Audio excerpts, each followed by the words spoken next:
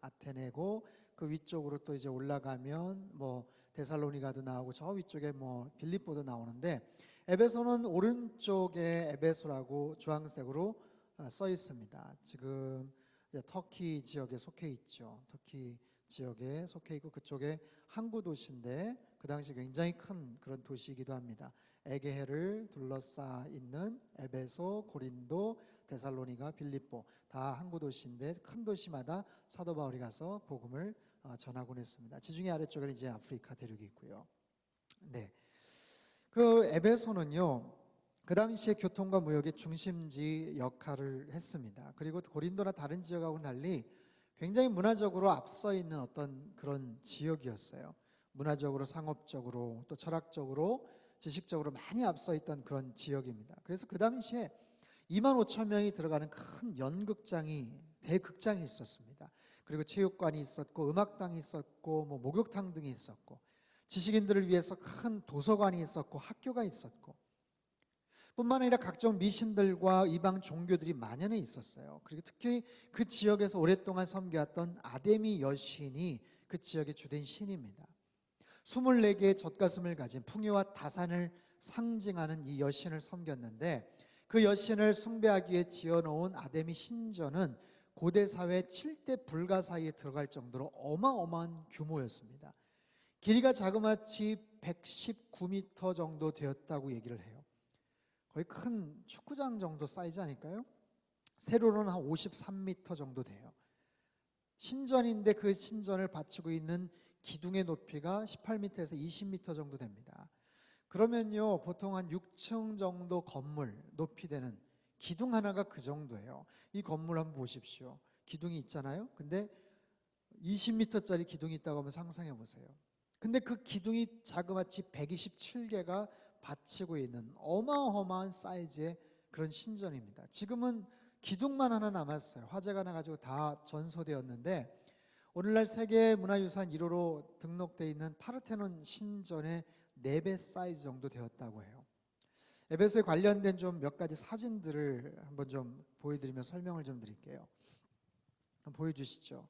그거 말고 그 첫 번째, 네, 이게 아데미 여신입니다. 풍요와 다산을 상징하고, 저 여신의 조그마한 미니어처 같은 것들을 만들어서 사람들이 휴대를 하거나 갖고 있거나 집에다가 또 보관을 하거나, 그래서 저런 우상, 그 여러 가지 어떤 물건들을 만드는 그런 상업들이 굉장히 흥행했는데, 바울 사도가 그 사람들에게 복음을 전하고 그 사람들이 그것을 만들지 않고 또 사람들이 사지 않으니까 굉장한 막 그 사람들이 막 폭동을 일으켜서 장사가 안 된다, 지금 망하게 됐다, 막 그런 일들이 벌어지게 되죠. 그 다음이요, 네, 이게 지금 가상으로 그려놓은 그 신전이에요. 기둥이 127개나 되는 정말 어마어마한 사이즈의 그런 신전을 만들어 놓고 온갖 우상 숭배 행위들이 저기에서 벌어지곤 했습니다. 그 다음이요, 이게 에베소에 지금 남아있는 어떤 흔적들인데, 제가 2008년인가 7년인가 저게 터키 지역 아울리치를 가서 찍었던 사진이에요. 그 지역이 지진이 많이 나서 지금도 흔적만 저렇게 남아 있습니다. 기둥과 터만 남아 있고, 그다음에요, 저렇게 기둥만 이렇게 쭉 남아 있는 그런 상황이고, 뭐 엄청나게 많은 관광객들이 오지요. 그다음에요, 이게 뭐냐 하면 그 당시에 있는 목욕탕인데, 목욕탕 안에 있는 그 다음 사진 한번 넘겨보세요. 이게 뭘까요? 뭐예요? 변기죠, 변기. 화장실 변기를 칸막이도 없이 그렇게 쓰고, 저 밑에 수로 같은 게 있어서 저기서 뭐 물도 있고, 아무튼 그렇게 해서 목욕탕 문화가 굉장히 발달했다고 합니다. 아직도 남아 있어요. 사용하는지는 모르겠고. 네, 그 다음이요. 이게 뭐냐면, 잘 보세요. 그 다음 장 한번 넘겨보세요. 이게 지금 셀수스 도서관으로 알려져 있는데, 학자들이 저게 아마 두란노 서원이 아닐까라고 추정을 합니다. 두란노 서원, 이따가 우리가 살펴보겠지만 사도 바울이 2년 동안 거기서 가르쳤던 두란노 서원의 어떤 흔적이라고 합니다. 그 다음이요, 이게 아까 말씀드린 2만 5천 명이 모일 수 있는 연극장이에요. 정말 신기하게도 그 저 아래쪽에서 그냥 육성으로 조금 소리를 내면 그 위까지 소리가 전해져 와요. 그래서 그 공법이 참 특이한데 그 당시에 마이크 시설이 없었음에도 불구하고 연극을 할 수 있었던 그런 시설이 아직도 남아 있습니다. 그 다음에요. 네, 인증샷. 예, 분명히 찍었습니다. 예, 그 다음 너무 주시죠. 이게 뭐냐면 오늘 소개할 에베소 교회의 흔적입니다. 에베소 교회가 저런 모습으로 되어 있었어요. 넘겨주시죠. 터만 남았고 굉장히 아주 근사하고 큰 어떤 교회였던 것 같아요. 그 벽이나 담들을 보면 그 다음에요. 같이 갔던 분들하고 같이 이렇게 찍었던 사진입니다. 네, 이제 저를 보시죠. 에베소 지역 그 교회 처음에 어떻게 시작이 되었냐면 2차 전도행 끝나고 나서 브리스길라와 아굴라 부부하고 같이 고린도를 떠나서 에베소에 잠깐 머물러요. 어느 정도 머물렀는지는 모르지만 바울 사도가 거기서 있다가 다시 안디옥으로 복귀를 하죠. 아마 거기 머무는 동안에 아마 교회가 시작되지 않았나 싶어요. 그리고 같이 갔던 브리스길라 아굴라 부부가 거기에서 아볼로 목회자를 또 만나서 성경 공부도 하고 그렇게 시작이 되었던 그 에베소. 나중에 3차 전쟁이 시작이 되면서 바울 사도가 아예 그쪽으로 와서 베이스 캠프를 삼습니다. 그곳에서 베이스 캠프를 삼고 거기에서 복음을 전하는데 본격적으로 사역을 할 때 어떤 일들이 있었는가? 오늘 본문 8절과 9절 말씀 8절과 9절 말씀을 다시 한 번만 읽어보도록 하겠습니다. 8절 9절 시작. 바울이 회당으로 들어가 석 달 동안 담대하게 말하며 하나님 나라에 대해 강론하고 설득했는데 그 가운데 몇 사람은 마음이 완고해져 믿기를 거부하고 공공연하게 그 가르침을 비방했습니다. 그래서 바울이 그들을 떠나 제자들을 따로 데려다 두란노 서원에서 날마다 가르쳤습니다. 자, 두 군데요. 첫 번째는 회당입니다. 회당에 들어가서 석 달 동안 어느 지역이든지 회당을 먼저 찾잖아요. 유대인들에게 복음을 전하죠. 근데 석 달 동안 굉장히 호의적이었던 것 같아요. 꽤 오랫동안 그곳에서 말씀을 강론하고 나중에는 좀 어려움이 생겼는지 두란노 서원이라는 곳에 가서 2년 동안 가르침을 하는데 아마도 그 서원의 소유주의 이름이 아닐까, 아니면 그 당시 어떤 위대한 스승의 이름이 아닐까, 두란노라는 그 이름이. 근데 그 서원이 낮에는 좀 비어 있어요. 그 터키 지역이 엄청나게 뜨겁습니다. 40도 이상 뜨거운데 사람들이 일을 안 해요. 낮에는 밥을 먹거나 쉬거나 잠을 자거나 어디 뭐 그늘가에 가서 그냥 한담을 합니다. 그렇기 때문에 11시 아니면 12시부터 3시, 4시까지 비어있는 그 낮 시간 동안 집중적으로 바울이 성경 공부를 한 거예요. 자그마치 2년 동안 계속해서 마음 먹고 그곳에서 복음을 전하고 거기서 성경 공부를 하고 가르치니까 어떤 열매가 있었겠어요? 10절 말씀 같이 한번 보죠. 10절 시작. 이 일이 2년 동안 계속돼 아시아 지방에 사는 모든 유대 사람들과 그리스 사람들이 주의 말씀을 듣게 됐습니다. 자, 2년 동안 마음 먹고 그곳에서 복음을 전하고 성경 공부를 가르치다 보니까 그 지역에 있는 대부분의 사람들에게 말씀을 전할 수 있었다라는 거예요. 많은 교회가 있고 많은 교회를 살펴보지만 특별히 에베소 교회는 사도 바울이 가장 오래 머물렀고요, 그리고 가장 마음 먹고 충분하게 말씀을 증거했던 곳이에요. 말씀뿐만 아니라 성령의 놀라운 역사들도 굉장히 많았던 그런 곳입니다. 19장 20장에 보면 읽진 않았고 살펴보진 않았지만 엄청난 그런 성령의 역사심이 또 거기에 있었어요. 바울 사도가 최선을 다해서 본인이 하고 싶은 만큼 최선을 다해서 자기의 모든 것을 쏟아 부었던 바로 그 교회. 그러니 그 교회가 어떻게 되었을까요? 다른 어떤 교회보다도 어떤 엄청난 열매와 결과가 있었을까요? 바울이 그 지역을 떠납니다. 2년 3년 있다가 떠나요. 그리고 한 4, 5년 후에 그 지역에다가 편지를 하나 써요. 그게 에베소서죠. 그 편지는 어디에 썼는가? 사도행전 28장 마지막 끝부분에 보면 로마 감옥에 갇히죠. 미결수의 신분으로 2년 동안 거기서 감옥 생활을 하는 동안 소위 말해 옥중서신, 에베소서, 빌립보서, 골로새서, 빌레몬서를 쓰죠. 그때 에베소 지역에 있는 에베소 교회와 그 지역에 있는 교회에게 회람용으로 편지를 써요. 근데 다른 어떤 교회보다도 이미 굉장히 성숙한 교회고 많은 열매가 있었기 때문에 고린도 전서나 후서에 나오는 개인적이고 사적인 어떤 권면이나 가르침하고는 달라요. 굉장히 아주 어떻게 보면 수준이 높습니다. 교회가 뭔가, 성도들이 어떻게 가정생활하고 어떻게 신앙생활을 해야 되는가, 그 가정과 교회를 깨트리기 위한 영적 전쟁, 사단의 영적 전쟁을 어떻게 우리가 맞서야 되는가, 막아야 되는가, 그래서 6장까지 기록을 하던 바울이 에베소서 맨 마지막에 그들에게 편지를 쓰면서 이렇게 마지막 인사를 해요. 6장 23절 24절 한번 자막을 통해서 읽죠. 시작. 하나님 아버지와 주 예수 그리스도께로부터 평강과 믿음을 겸한 사랑이 형제들에게 있기를 빕니다. 변함없이 우리 주 예수 그리스도를 사랑하는 모든 사람들에게 은혜가 있기를 빕니다. 변함없이 우리 주 예수 그리스도를 사랑하는 모든 사람들, 그들에게 은혜가 있기를 빕니다. 자, 바울 사도의 편지를 보면 항상 끝부분에 주 예수의 은혜가 여러분에게 있기를 바랍니다. 주님을 사랑하는 여러분들에게 주님의 은총이 있기를 바랍니다. 거의 비슷한 어조로 문구로 편지를 쓰고 끝을 맺는데, 희한하게도 에베소서에서만큼은 변함없이라는 말이 강조가 되고 있어요. 변함없이 주님을 사랑하는 사람들, 이 원문의 뜻은요, 썩지 아니하는, 변하지 않는, 불멸하는 그런 뜻을 갖고 있어요. 주님을 사랑하되 썩지 않는, 변하지 않는, 처음 그대로의 마음으로 끝까지 사랑할 수 있는 사람들, 그런 사람들이 되기를 소망하는 마음으로 편지를 써보내죠. 정말 그 소망대로 바람대로 에베소 교회는 계속해서 영적 부흥을 하며 당대 최고의 교회로 우뚝 서게 돼요. 여러분, 바울 사도가 다녀간 이후에 그 교회에 누가 후임자가 됐는지 아세요? 디모데가 그 역할을 맡아서 합니다. 디모데가 그 역할을 맡아서 한 이후에 누가 그 자리에 왔는가? 그 유명한 사도 요한이 와서 거기에서 사역을 해요. 디모데가 사역을 할 때 사도 요한이 예루살렘에 있었어요. 편지를 수차례 보냅니다. 이곳이 너무 크게 부흥을 하고 있습니다. 굉장히 중요한 역할을 할 것 같습니다. 부디 오셔서 같이 목회를 좀 하시거나 좀 도와주십시오.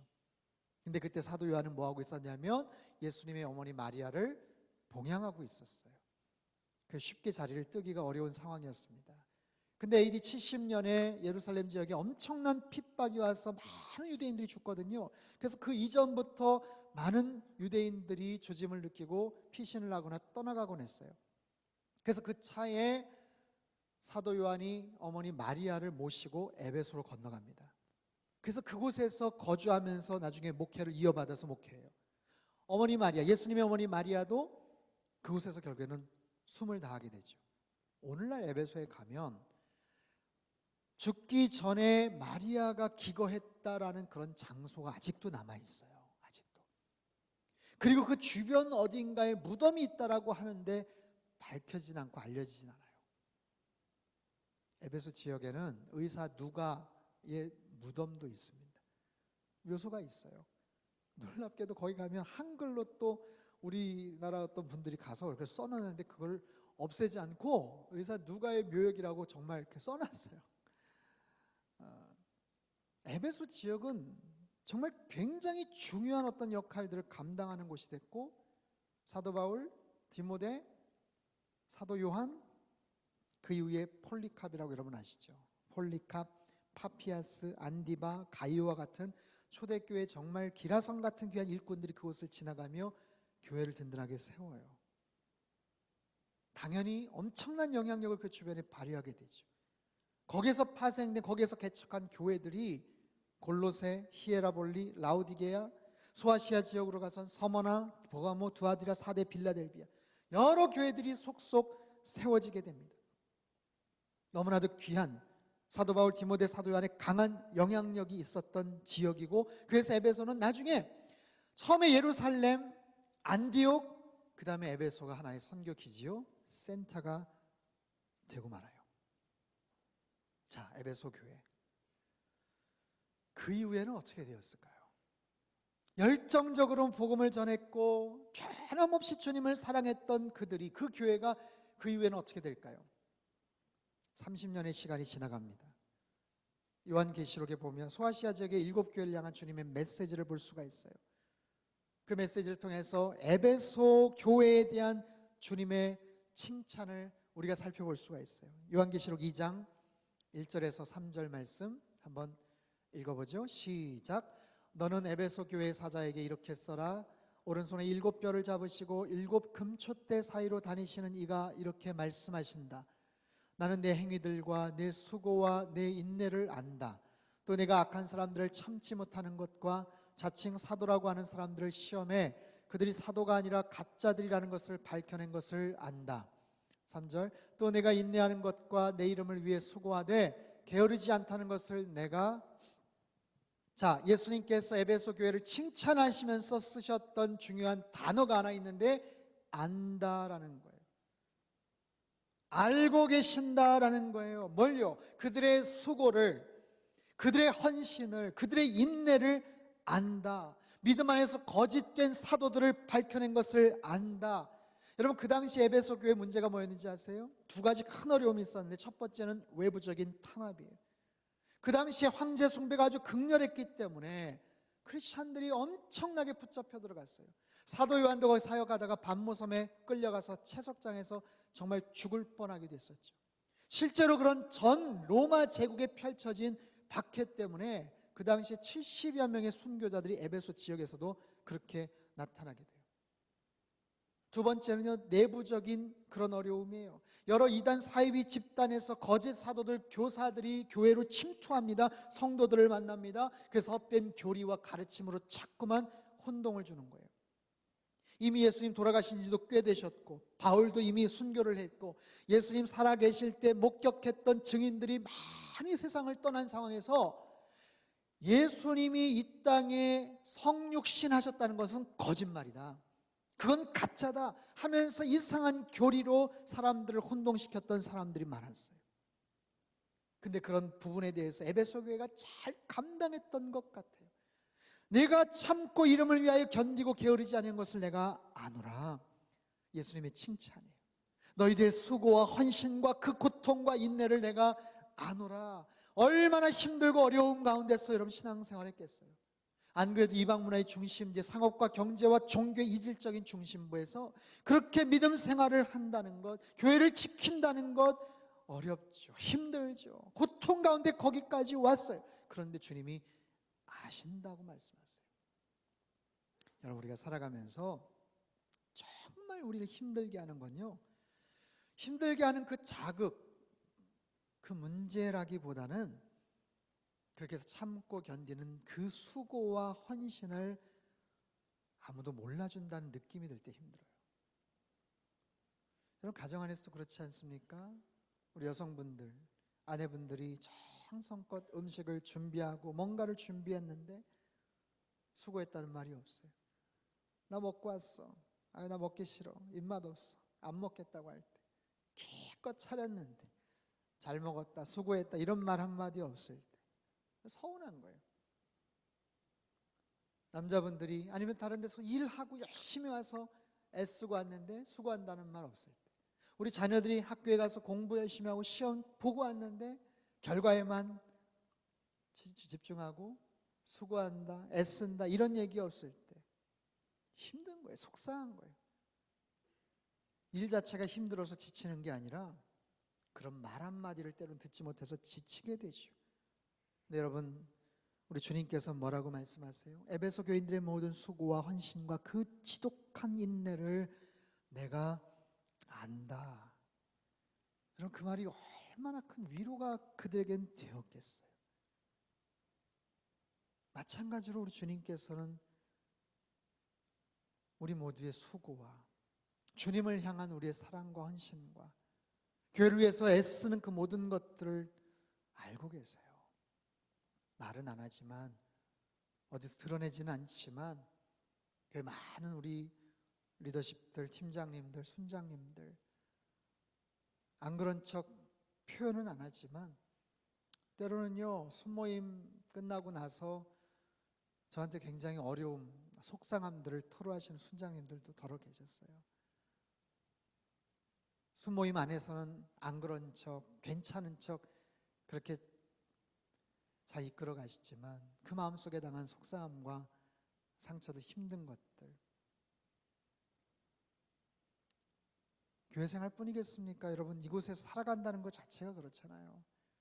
캐나다 처음 와서 문화도 다르고 언어도 다르고 낯선 땅에 와서 아이들 적응시키느라고 힘든 시간 보내면서 그렇게 살아왔던 힘들었던 시간들, 뭔가 비즈니스를 하려고 한국에서는 상상하지도 않았던, 해보지도 않았던 그런 일들 하면서 때로는 무시도 당하고 때로는 서러워하면서 느꼈던 많은 일들, 때로는 재정적인 압박과 또 비자의 문제와 여러 가지 문제로 피가 마르는 것 같은 그런 막막함과 답답한 순간들이 있었잖아요.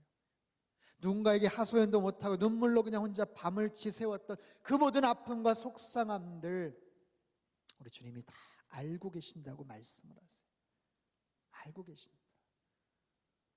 네가 얼마나 애썼는지, 얼마나 수고하고 참았는지, 속상했는지, 때로는 억울했는지 내가 안다. 여러분, 주님의 위로의 말씀, 우리 과거뿐일까요? 주님이 아시는 건요, 우리의 미래의 모습도 알고 계세요. 나의 가는 길을 오직 그가 아시나니, 욥의 고백이죠. 나의 가는 길을 나는 현재는 알 수 없지만 주님이 알고 계신다. 나에게 왜 이런 고난이, 어려움이, 고통이 있는지 나는 모르지만 주님은 분명히 알고 계신다. 내가 가야 할 길을 그분이 알고 계신다. 내가 어떻게 되어야 될지를 그분이 알고 계신다. 나의 현재 위치와 상황과 처지와 그 답답하고 절절한 모습들 주님이 알고 계신다. 그리고 인도하신다. 여러분, 이 사실을 확신하는 사람과 이런 믿음이 없는 사람, 얼마나 큰 차이가 있을까요? 사랑하는 교우 여러분, 여러분 분명한 이런 믿음을 갖고 주님 앞에 반응하며 살아가실 수 있기를 바랍니다. 우리의 모든 수고와 헌신을 주님이 알고 계세요. 기억하고 계세요. 그리고 우리가 가야 될 길을 주님이 알고 계시고 이렇게 인도해 주실 줄로 믿습니다. 에베소 교회를 향해서 칭찬하셨던 주님이 4절에 가면 책망을 하세요. 4절 말씀 같이 한번 읽어보죠. 4절 말씀 시작. 그러나 내가 네게 책망할 것이 있으니 그것은 네가 첫사랑을 버린 것이다. 첫사랑을 버린 것이다. 처음 사랑을 버렸다. 그렇게 열심히였지만, 그렇게 신실했지만, 처음엔 굉장히 겸손했지만 그 첫사랑을 버렸다. 불과 30년 전에요. 사도 바울이 변함없이 주님을 사랑하는 사람들이 되기를 소망했어요. 그 일정 기간 동안은 정말 그 마음 가지고 충성을 했어요. 헌신했어요. 근데 주님 말씀하세요. 첫사랑을 버렸다. 첫사랑을. 왜 그랬을까요? 첫 번째 이유는 극심한 박해 때문에요. 믿음을 잃어버려요.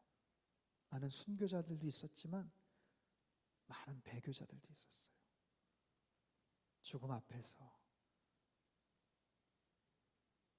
두려움 앞에서 어떻게 할 수가 없이 믿음을 포기하고 잃어버리고 주님을 모른다고 배격했던 사람들이 실제로 많았어요. 두 번째는 교리적인 싸움으로 인해서. 왜요? 거짓 성도들, 거짓 교사들, 거짓 선지자들을 찾아내야 되니까. 그들이 끊임없이 미혹하고 막 엉뚱한 얘기를 하니까. 여러분, 오늘날 교회 안에도 한국에 보면 큰 교회들, 어려움 있는 그런 교회들 안에 신천지나 구원파나 조직적으로 들어가서 교회 안에 계속해서 그런 불만, 불평하는 어떤 그런 힘들을 막 모으고 교회를 막 깨트리려는 어려움들이 요즘엔 많은 것 같아요. 그 당시에도 그랬어요. 에베소 교회 안에 굉장히 견고하고 큰 교회였는데 그 교회 안에 들어가서 성도들의 모임 안에 들어가서 자꾸만 그런 이상한 이야기들을 하면서 교리적으로, 신학적으로, 신앙적으로 자꾸만 시험 들게 하고, 그러다 보니까 서로 자꾸만 의심하는 거예요. 자꾸만 오해하는 거예요. 파당이 생기는 거예요. 그런 분위기가 에베소 교회 안에 팽배해져 버렸어요. 처음에는 기독교 신앙을 잘 지켰고 순교를 당할지언정 믿음을 지켰는데 점차 배교자들도 생기고 성도 안에 사랑이 식어져 버렸다는 거예요. 이게 바로 에베소 교회의 큰 문제였고 어려움이었습니다. 여러분, 우리가 살아가는 삶의 현장에서 참 크고 작은 많은 어려움이 있지만 대부분의 문제는 결국 사랑의 문제인 것 같아요. 예수님이 말씀하신 것처럼 첫사랑을 잃어버린 문제, 아니면 잘못된 사랑을 하는 문제, 아니면 조건적인 제한적인 사랑으로 따지는 문제들, 우리 삶 속의 대다수의 문제들 다 처음 마음을 잃었기 때문에 발생을 해요. 처음 가졌던 그 사랑, 처음 가졌던 그 열정, 처음 가졌던 그 순수함, 처음 가졌던 그 겸손함, 여러분 어떠세요? 처음에 가졌던 그 마음을 잘 지금 간직하고 계십니까? 처음 밴쿠버 땅에 도달했을 때, 이민 올 때, 그 유학 왔을 때 그 처음 그 마음 기억하고 계세요? 결혼했을 그 처음 그 뜨겁고 아름답고 달달한 그 사랑 잘 기억하고 계세요? 첫사랑을 잃었다고 주님 말씀하시잖아요. 네, 예수님 처음 만났을 때 그 감격적인 그 헌신의 그 뜨거운 마음, 내가 무엇이든지 다 할 수 있을 것 같은 그 마음, 여러분 간직하고 계세요? 주님 말씀하세요. 그 첫사랑을 너희가 잃었다. 어떻게 해야 될까요? 내 안에 그 첫사랑을 어떻게 해야 될까요? 주님이 뭐라고 말씀하시는가? 계시록 2장 5절을 한번 보죠. 5절 말씀 시작. 그러므로 너는 어디서부터 잘못됐는지 생각해 보아 회개하고 처음에 행했던 일들을 행하여라. 만일 그렇게 하지 않고 회개하지 않으면 네 촛대를 그 자리에서 옮길 것이다. 보세요. 어디서부터 잘못됐는지 생각해 보라는 거예요. 어디서부터 잘못됐는지 한번 생각해 봐라. 그리고 회개하고 처음에 행했던 일을 다시 행하라. 처음에 행했던 일을 다시 행하라. 즉각적으로 하라는 거예요. 놓쳐버린 그 자리로 돌아가라고 말씀하세요. 처음의 모습을 다시 회복하라고 말씀하세요. 우리는요 그런 얘기 참 쉽게 합니다. 이미 늦었어. 이미 안 돼. 이미 포기해야 돼. 돌이키기 너무 힘들어. 그런데도 주님 말씀하세요. 다시 시작하라. 잃었던 그 자리로 다시 돌아가라. 늦었지만 다시 시작하라. 여러분 다시 시작하는 건 참 어렵습니다. 속상한 일이에요. 될지 안 될지도 몰라요. 그럼에도 다시 시작하라고 하세요. 몇 해 전에 세상을 떠난 장영희 교수라는 분이 계세요. 서강대 영문학과 교수였죠. 소아마비 장애를 앓고 있었고 큰 병을 계속해서 아무튼 앓고 투병 생활을 하셨던 분이에요. 아주 진솔하고 아름다운 글과 가르침으로 많은 사람들이 감동을 줬던 그분의 이야기 한 대목을 제가 소개하려고 해요. 이분이 미국에서 박사 논문을 쓸 때 장애인의 모습으로 정말 힘겹게 어렵게 박사과정을 잘 마쳤어요. 잘 마치고 정말 피눈물 나는 노력으로 박사학위 논문을 다 완성을 합니다. 논문을 다 끝냅니다. 탈고를 합니다. 그 이제 교수에게 제출만 하면 돼요. 근데 제출하기 전에 LA에 있는 자기 언니 집에 한번 좀 가려고 비행기 티켓을 끊고, 근데 시간이 좀 많이 남아서 가는 길에 잠깐 아는 지인의 집에 들러서 차 한잔 마시고 가려고 했어요. 잠깐 차 한잔 했어요. 잠깐 차 한잔하고 딱 나왔는데 자기 차 트렁크 안에 있던 모든 게 도둑을 맞은 거예요. 도둑이 차 유리창을 깨고 그 안에 있는 모든 것을 다 가져갔어요. 근데 그 안에 제출을 해야 될 박사학위 논문이 그 안에 있었어요. 당시 1980년대 중반이라 아직 워드 프로세스가 대중화되기도 전이에요. 전동 타자기로 일일이 다 작업한 논문. 카피본도 없고 아무것도 남아있지 않는 최종본의 최종본, 그것이 든 가방까지 훔쳐가 버렸어요. 6년간의 공부가 다 사라져버린 상황이에요. 그 상황을 한번 상상해 보십시오. 얼마나 기가 막혔어요. 그 고생을 하면서 몇백 페이지짜리를 그렇게 고생하면서 썼는데 무슨 컴퓨터가 있습니까? 뭐가 있습니까? 복사본이 아무것도 남아있잖아요. 너무 큰 충격을 받습니다. 너무 처절하게 절망을 해요.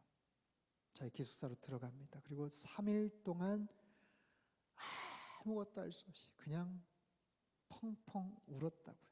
펑펑. 그 순간을 다시 회상하고 왜 그랬을까? 왜 갔을까? 자기 스스로에게 분노하고 계속해서 속상한 그 마음, 훔쳐간 누군가를 저주하고 사흘 동안 그렇게 실컷 울고 나서 5일째 되는 날 너무 지쳐있는데 자기 내면에서 하나의 소리가 들려오더래요. 괜찮아. 다시 시작하면 되잖아. 다시 하면 되잖아. 다시. 할 수 있어. 다시 하면 돼. 정말 신라 같은 희망을 가지고 그 음성에 의지해서 다시 정신을 차리고 책상 앞에 앉아요. 그리고 기억을 되돌리며 차근차근 그 마음의 분노와 그 엄청난 그 원통함, 속상함 억누르며 하나씩 하나씩 다시 시작해요. 그리고 1년 동안 죽을 고생을 하면서 다시 그 전보다 더 훌륭한 논문을 결국에는 완성을 합니다. 이분이 논문을 제출을 해요. 논문 첫 장에다가 이렇게 썼어요. 내 삶에서 가장 중요한 교훈, 다시 시작하는 법을 가르쳐준 그 도둑에게 감사합니다. 논문의 헌사를 그렇게 바칩니다.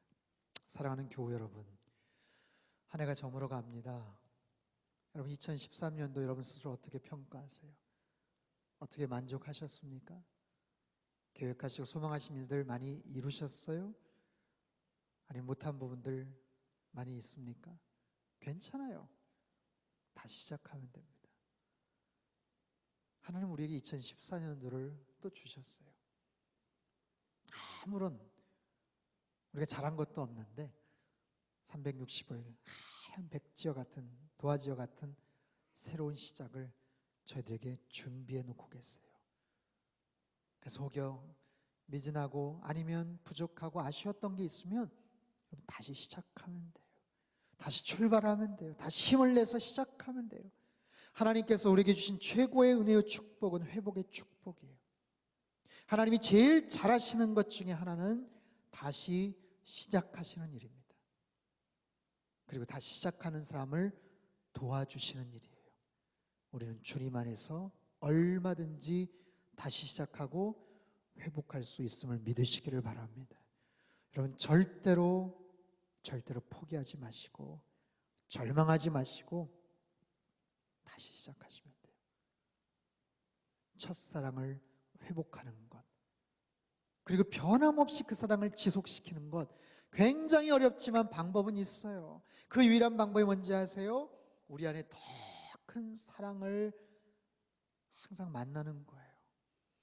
지난주에도 잠깐 말씀드렸죠. 내 힘으로 내 사랑으로 자꾸만 뭔가를 하려고 하니까 그게 그렇게 벅찬 거예요. 우리에게는요, 여러분 착각하시면 안 돼요. 사랑의 능력이 없어요. 있는 것 같지만 없어요. 굉장히 제한적으로 남아있는 거예요. 조금만 쓰면 금방 없어져 버립니다. 그래서 그 사랑을 더 온전하고 근본적인 사랑을 공급받아야 돼요. 충전해야 돼요. 마치 지난 밤에 아무런 충전도 안 하고 그냥 방전되다시피 한 핸드폰 갖고 나오는 거나 똑같은 거예요. 기름이 지금 간당간당 떨어져 가는데 어디 먼 길을 가겠다는 것과 마찬가지. 고정적으로 충전하지 않으면 메말라져 버려요. 그리고 힘드니까, 아슬아슬하니까, 나도 어려우니까 자꾸만 거기에서 내 방식대로 사랑하다 보면 짜증이 나고 어려움이 있는 거죠. 사랑을 공급받을 수 있는 최선의 방법은 그 원천을 찾아가면 돼요. 여러분 추우면 불을 가까이 하면 되고요. 더우면 물을 가까이 해야 해결되듯이 내가 사랑이 부족하면 사랑의 원천이신 그분께 가까이 가야 돼요. 여러분 하나님은 사랑이십니다. 가장 완전하고 가장 극적이고 가장 아름다운 사랑을 우리에게 보여주셨어요. 그리고 그 사랑이 우리 안에 계속해서 머물기를 원하세요. 그 사랑은요 태양과도 같아요. 아무리 써도 고갈되는 법이 없습니다. 그 사랑은요 바다와도 같아요. 그래서 얼마나 넓고 깊은지 모릅니다. 그 사랑으로 여러분 충만케 되시기를 바랍니다. 그 사랑을 더 많이 배우시고 더 많이 충전되시기를 바라요. 그리고 그 사랑을 통해서 잃어버린 첫사랑을 회복하시고 그리고 변함없이 그 사랑으로 주님을 사랑하며 교회를 사랑하실 수 있기를 바랍니다. 교회는요 사랑 공동체예요. 하나님이 당신의 깨어진 아픈 사랑을 통해 시작한 곳이 바로 교회입니다. 그 교회를 통해서 계속해서 그 사랑이 향기가 은혜가, 물줄기가, 능력이 계속해서 나타나기를 원하세요. 저희 밴쿠버 온누리교회 그런 아름다운 사랑 공동체가 되기를 주님의 이름으로 축원합니다. 여러분 삶 가운데서 언제나 첫사랑을 간직하시고 그 사랑을 변함없이 그렇게 흘려보내는 저와 여러분 되시기를 주님의 이름으로 축원합니다. 우리 한번 기도하겠습니다. 우리 가슴에 손을 얹고 같이 한번 기도하죠. 하나님, 우리들은 참 연약합니다. 부족합니다. 에베소 교회를 향한 주님의 질책이 바로 우리를 향한 질책인 줄 압니다. 첫사랑을 잃어버렸습니다. 처음에 그 열정을 잃어버렸습니다. 처음에 그 헌신을, 처음에 그 겸손함을 잃어버렸습니다. 주님 용서해 주시고 사랑의 원천이신 주님 앞에 더 가까이 감으로 그 첫사랑을 다시 회복하기를 원합니다. 하나님, 그 회복된 사랑을 변함없이 간직하기를 원합니다. 주님 앞에 더 가까이 감으로 우리 밴쿠버 온누리교회가 사랑 공동체가 되게 하여 주시고, 하나님 우리 각자의 삶의 여정 속에서 더 사랑하며 하나님 사람들과 아름다운 관계를 맺고 살게 하여 주옵소서. 내가 했던 모든 수고와 헌신과 인내들 주님 알고 계신다고 말씀해 주세요. 위로받게 하시고 하나님 다시 일어서게 하시고 다시 시작하게 하시고 절대로 절망하거나 포기하지 않으며 주님 앞에 가까이 가는 아름다운 사랑의 원천에 그 능력을 공급받는 저희들 될 수 있도록 주님 역사하여 주옵소서. 우리 같이 한번 통성으로 기도하며 나가겠습니다. 함께 기도하겠습니다. 하나님 아버지, 사랑의 원천이시여, 사랑의 공급자이시여, 사랑의 능력자이신 주님을 찬양합니다. 하나님, 저희 안에는 사랑이 없습니다. 아버지, 주님 사랑으로 채워지기를 원합니다. 우리 밴쿠버 온누리교회가 사랑 공동체가 되어지기를 원합니다.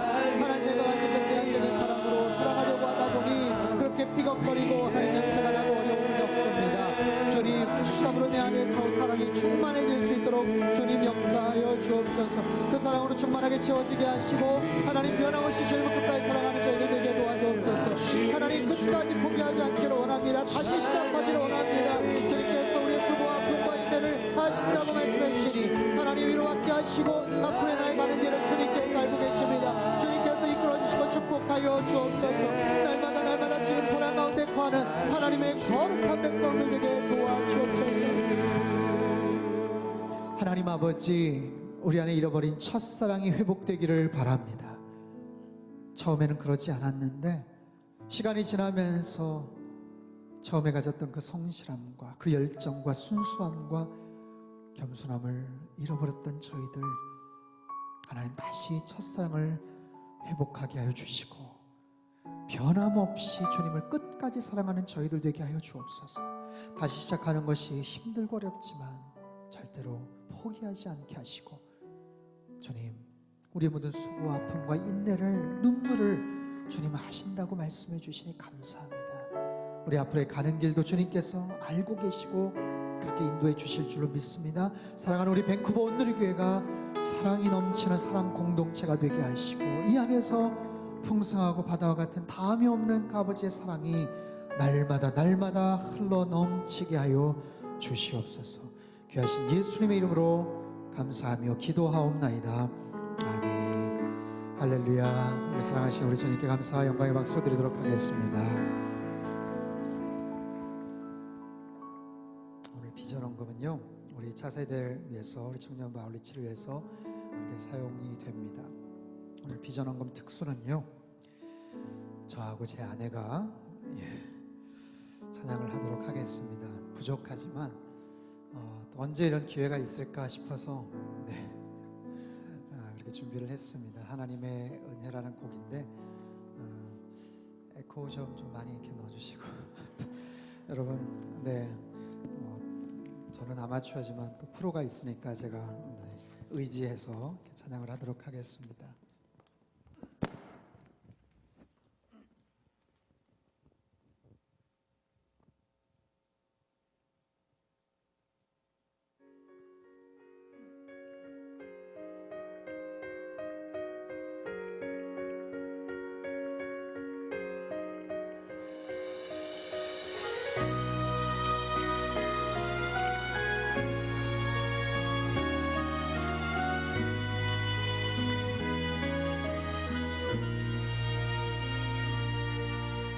치유해 부르시니가 하나님, 나를 부르시니가 하나님, 나를 보내시니도 하나님, 나의 나 된 것은 나 하나님 은혜라. 나의 달려갈 길 다가도록 나의 마지막 호흡 다하도록 나로 그 십자가 품게 하시니 나의 나 된 것은 다 하나님 은혜라.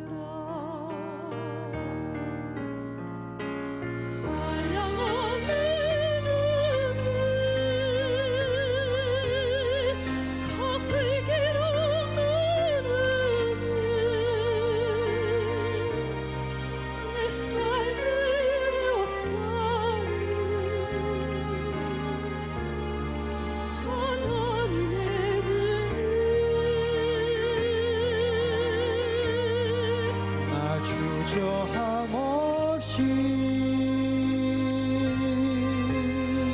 그 땅을 밟음도 나를 붙드시는 하나님의 은혜.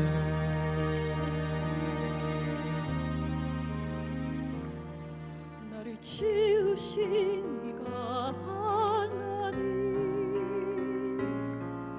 나를 부르시니가 하나님, 나를 보내시니가 하나님, 나의 나 된 것은 다 하나님 은혜라. 나의 달려갈 길 다가도록 나의 마지막 호흡 다하도록 나로 그 십자가 품게 하시니 나의 나 된 것은 다 하나님 은혜라. 한량없는 은혜, 아플 길 없는 은혜, 내 삶을 애워싸는 하나님의 은혜. 나 주저함 없이 그 땅을 밟음도 나를 붙드시는 하나님의 은혜. 한량없는 은혜, 아플 길 없는 은혜, 내 삶을 애워싸는 하나님의 은혜. 나 주저함 없이 그 땅을 밟음도 나를 붙드시는 하나님의 은혜. 나를 붙드시는 하나님의 은혜.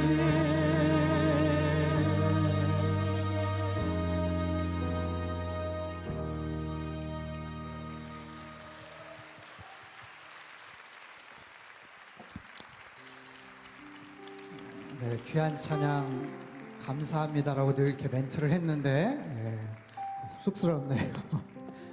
3년간 있었던 많은 것들이 막 이렇게 떠올랐던 이렇게 잠깐 짧은 시간이지만 하나님의 은혜였고요. 계속해서 하나님의 충만한 은혜가 또 저희 가정 가운데도 물론이거니와 밴쿠버 온누리교회 앞으로의 삶 가운데 또 여러분 각자의 가정 가운데도 언제나 충만할 수 있기를 계속해서 기도하겠습니다. 오늘 마치 무슨 고별 예배 같은데 아무튼 하나님의 은혜 가운데 여러분 살아가실 수 있기를 바랍니다. 다 일어나셔서 우리 봉헌 찬양 드리도록 하겠습니다.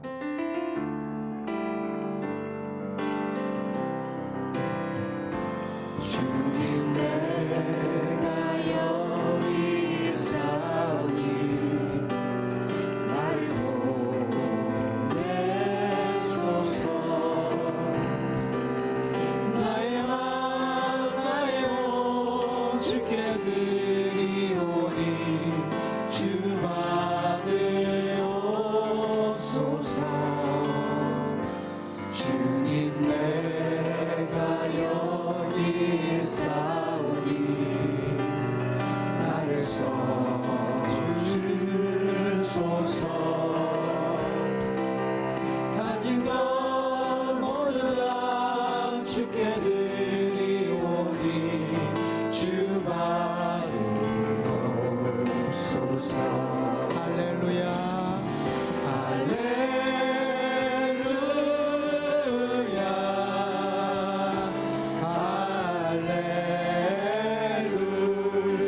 할렐루야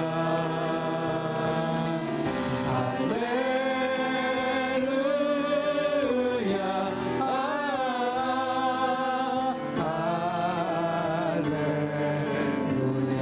나를 받으옵소서. 나를 받으옵소서.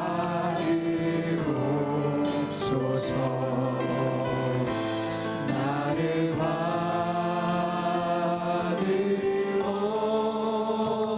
받으옵소서. 하나님 아버지, 잃어버린 첫사랑이 있다면 다시 회복하게 하여 주시고 처음 가졌던 그 마음과 헌신과 다짐과 그 신실함 그대로 주님을 변함없이 끝까지 사랑하는 저희 모든 성도님들 되게 축복하여 주옵소서.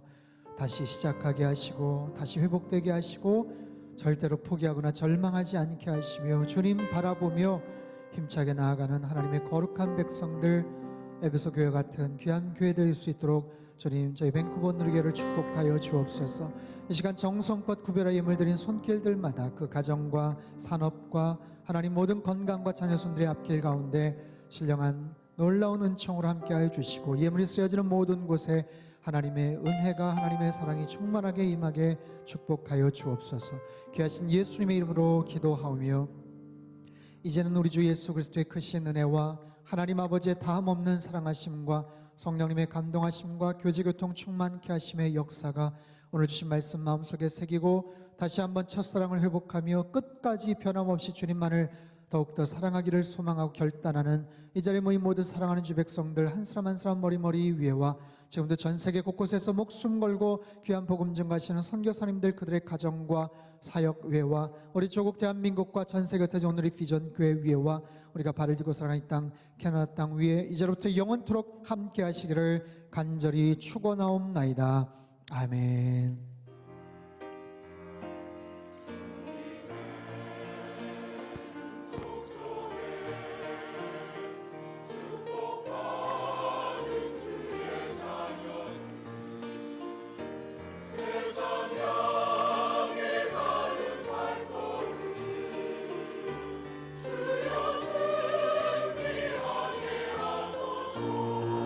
살아계신 주님을 높여드립니다. 할렐루야.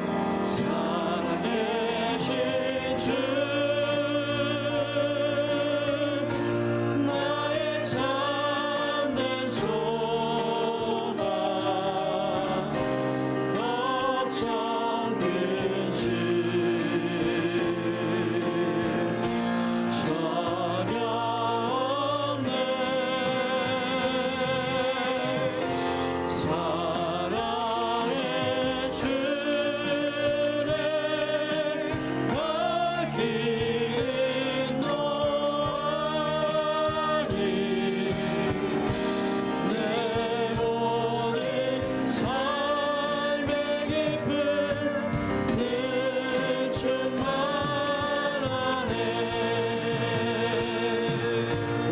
주님 하나님께 감사의 박수 드리겠습니다. 네, 할렐루야. 주님 찬양합니다. 예배 마쳤습니다. 오늘은 새가족 교육은 없고요. 오늘 바로 교인총회를 시작하도록 하겠습니다. 우리 임직 대상자분들은 앞으로 나오시고요. 만 18세 이상 세례교인, 등록교인이신 분들은 자리에 남으셔서 교인총회 참여해 주시면 감사하겠습니다.